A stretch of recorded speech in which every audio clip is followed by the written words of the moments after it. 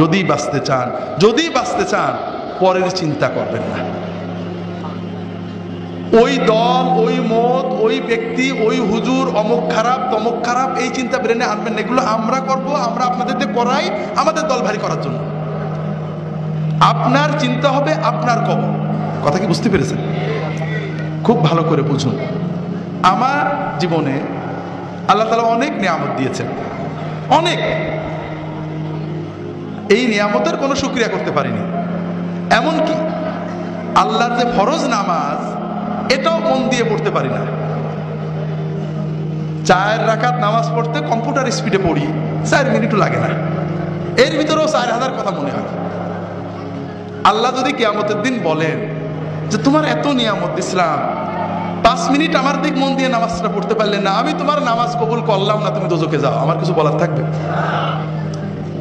এমন কোন আমল কি আমাদের আছে যে বলতে পারবো আল্লাহ তুমি এটা নিতেই হবে? আমার দাড়ি, আমার টুপি, আমার নামাজ, আমার রোজা, আমার হজ, আমার যাকাত, আমরা কি কনফার্ম যে এটা আল্লাহ কবুল করবে? আমার না হলে আপনারা তো কনফার্ম নাকি? এই যদি আমাদের অবস্থা হয়, তাহলে কোন সাহসে আমরা অন্য মুসলমানের চিন্তা করি? ভাইরা, অন্য মুসলমানের চিন্তা করবেন না। যখন 5 জনে এক জায়গা হবে, নিজেদের কথা চিন্তা করবেন। পরের ভিতর আলোচনা না, ভাই কি অবস্থা, আরে ভাই বলো না, নামাজটা ঠিক করে পড়তাম, মন বসে না, দোয়া করো, ছেলে মেয়েগুলো ভালো করে পালন করতে পারছেন, দোয়া করো। নিজেদের ইমান আমল নিয়ে চিন্তা করবেন, পরের না। ভাইরা, আমরা পরের আলোচনা কেন করি? কারণ কবরে গেলে সর্বপ্রথম মুনকার নাকির আমাদের প্রশ্ন করবে যে তোর প্রতিবেশী জামাত ইসলামের দাড়ি ছোট ছিল কে, তোর পড়শি তবলিগের লোকজন কেন বাইরে গেছিল, তোর প্রতিবেশী অমুক পিসেব কেন খারাপ ছিল, ঠিক না? এই প্রশ্ন করবে। হাজরিন, নিজের কবরের চিন্তা করেন, নিজের হাসরের চিন্তা করেন। নিজে যতটুক করতে পেরেছি, যদি মনে করেন ভালো আমল করছি, তাহলে আল্লাহর কাছে দোয়া করেন। যদি দেখেন গুনাহ হয়ে গেছে, আল্লাহর কাছে দোয়া করেন, আল্লাহ আমার সামান্য আমল কবুল করো, গুনাহগুলো মাফ করো। আর তোমার নবীর উম্মত যত আছে, অমুক ভাই তমুক ভাই তমুক ভাই ভুলের ভিতরে আছে, আল্লাহ তাদেরকে হেদায়েত করে ভালো পথ দাও, তাদেরকেও মাফ করো। এইভাবে দোয়া করলে আমাদের লস আছে ভাই? লাভ আছে, অনেক লাভ আছে ভাই।